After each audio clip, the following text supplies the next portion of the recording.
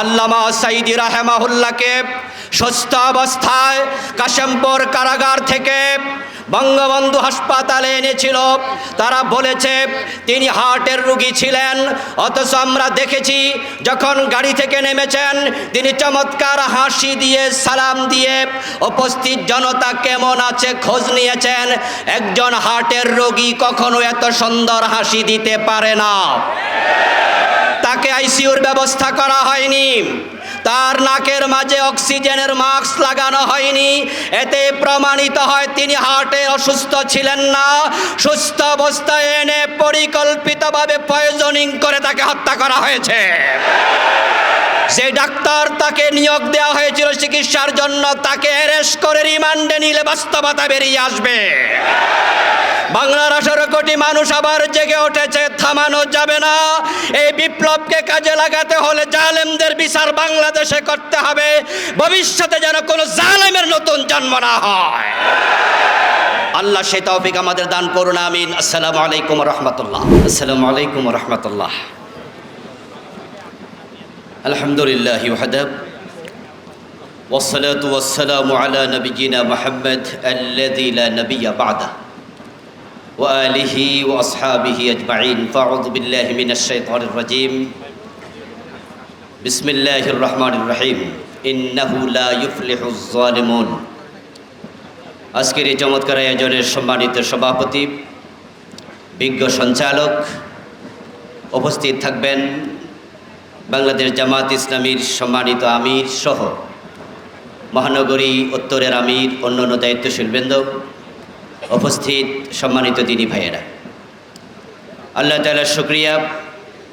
দীর্ঘদিনের ত্যাগ ও কোরবানির পর আল্লাহ তাআলা আমাদেরকে, আমাদের প্রিয় মাতৃভূমি বাংলাদেশকে জুলুম ও শোষণ মুক্ত করেছেন। জালেমরা দীর্ঘদিন পর্যন্ত বাংলাদেশকে এক বিস্তীর্ণ শ্মশান বানিয়ে রেখেছিল। ৫৬,০০০ বর্গমাইলের বাংলাদেশকে তারা কারাগারে পরিণত করেছিল। হায়নার উল্লাসের প্রতিটি জনপদ প্রকম্পিত হয়ে উঠেছিল। সন্তানহারা মায়ের আর্তনাদ, ভাইহারা বোনের বোমাকান্না, স্বামীহারা স্ত্রীর গগন বিদারী চিৎকার আল্লাহর আশ পর্যন্ত কাঁপিয়ে তুলেছিল। কত নিরপরাধ মানুষকে ফাঁসি দিয়ে বিনা বিচারে গুলি করে হত্যা করা হয়েছে তার কোনো পরিসংখ্যান আমাদের জানা নেই। শুধু গত জুলাই ও আগস্টের বিপ্লবের দিন তথা 5 আগস্ট পর্যন্ত হত্যা করা হয়েছে কয়েক হাজার নিরীহ নিরস্ত্র মানুষকে।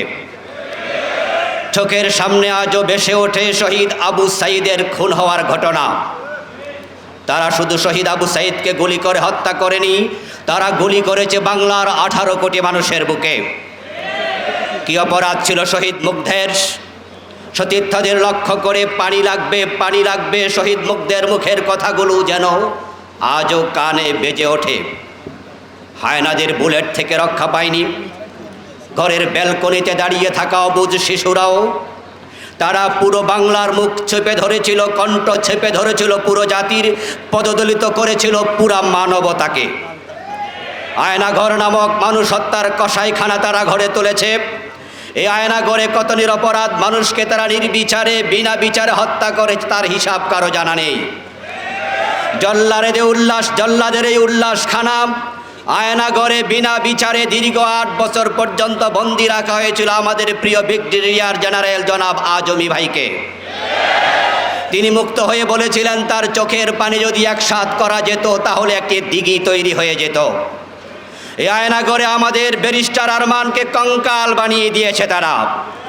এমনইভাবে আরও কতজন আল্লাহর বান্দাকে নিকৃষ্ট কসাইখানায় তারা কষ্ট দিয়েছে, সে হিসাব শুধু আল্লাহই জানেন। আমরা বাংলার জমিনের বিচার চাই, বিচার করতেই হবে। বাংলাদেশের সবচেয়ে বড় ইসলামী দল বাংলাদেশ জামাত ইসলামীর আমির মোহতারাম মতিউর রহমান নিজামী রাহিমাহুল্লাহ, আলী হাসান মোহাম্মদ মুজাহিদ, শহীদ কামাল, মীর কাসেম আলী সহ অসংখ্য নেতাকে বিনা বিচারে বিনা অপরাধে অপরাধ ঘাড়ে চাপিয়ে দিয়ে তারা ফাঁসি দিয়েছে। প্রতিটির জবাব আদায় করে ছাড়বো আমরা ইনশাআল্লাহ। আল্লামা সাঈদী রাহিমাহুল্লাহকে সুস্থ অবস্থায় কাশেমপুর কারাগার থেকে বঙ্গবন্ধু হাসপাতালে এনেছিল, তারা বলেছে তিনি হার্টের রোগী ছিলেন। অথচ আমরা দেখেছি যখন গাড়ি থেকে নেমেছেন তিনি চমৎকার হাসি দিয়ে সালাম দিয়ে উপস্থিত জনতা কেমন আছে খোঁজ নিয়েছেন। একজন হার্টের রোগী কখনো এত সুন্দর হাসি দিতে পারে না। তাকে আইসিইউর ব্যবস্থা করা হয়নি, তার নাকের মাঝে অক্সিজেনের মাস্ক লাগানো হয়নি। এতে প্রমাণিত হয় তিনি হার্টে অসুস্থ ছিলেন না। সুস্থ অবস্থায় এনে পরিকল্পিতভাবে পয়জনিং করে তাকে হত্যা করা হয়েছে। যে ডাক্তার তাকে নিয়োগ দেওয়া হয়েছিল চিকিৎসার জন্য, তাকে অ্যারেস্ট করে রিমান্ডে নিলে বাস্তবতা বেরিয়ে আসবে। বাংলার 18 কোটি মানুষ আবার জেগে উঠেছে, থামানো যাবে না। এই বিপ্লবকে কাজে লাগাতে হলে জালেমদের বিচার বাংলাদেশে করতে হবে, ভবিষ্যতে যেন কোনো জালেমের নতুন জন্ম না হয়।